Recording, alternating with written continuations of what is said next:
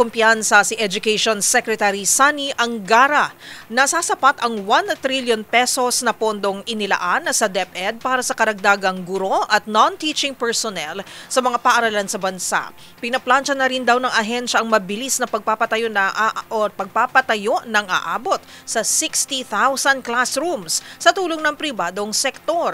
Magbabalita si Kyle Bulyas. Sa susunod na taon, posible nang mapunan ang nasa 30,000 kakulangan sa mga guro ng Department of Education. Yan ang ibinalita ni Secretary Sani Angara sa DZRH kasunod ng pag-aproba sa makasaysayang 2026 budget ng ahensya na aabot sa 1.044 trillion pesos. Bukod dito, sinabi ni Angara na dadagdagan din ang mga i-hire ng mga non-teaching personnel upang mabawasan na ang mga administrative tasks na sinasalo ng mga kaguruan. Malaking tulong ito upang mapagtuunan na ng pansin ng mga guro ang pagtuturo sa kanilang mga estudyante. Kaya ang kagandahan din ng kasalukuyang budget at yung darating na budget, marami tayong hinahire na tinatawag na admin officer at project officer sa mga eskwelahan. Para yung mga teacher, hindi na makafocus na sila sa trabaho nila.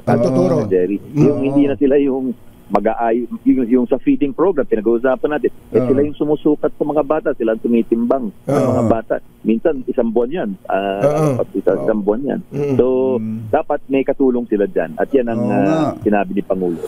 Samantala, isinasaayos na rin ng DepEd ang magiging partisipasyon ng private sector sa kampanya para tugunan ang kakulangan sa classroom. Ayon kay Angara, target nilang makapagpatayo ng hanggang sa 60,000 classroom sa ilalim ng public-private partnership. Paliwanag nito, bulto na ng mga silid-aralan ang ipapabid kung saan ang mga kontraktor na pasasalihin ay ang mga kontratistang gumagawa ng mga gusali at mga mall. Napatunayan na anya na sa ganitong uri ng kolaborasyon noong araw ay nakapagpatayo ng aabot sa 15,000 mga silid-aralan. Sa datos ng DepEd, aabot sa 165,000 na classrooms ang shortage ng ahensya kung saan pinakamarami dito sa Calabarzon, National Capital Region at Bangsamoro Region. Para sa MBC TV Network News, ito si Kyle Bulyas ng DZRH. Una sa Pilipinas, una sa Pilipino.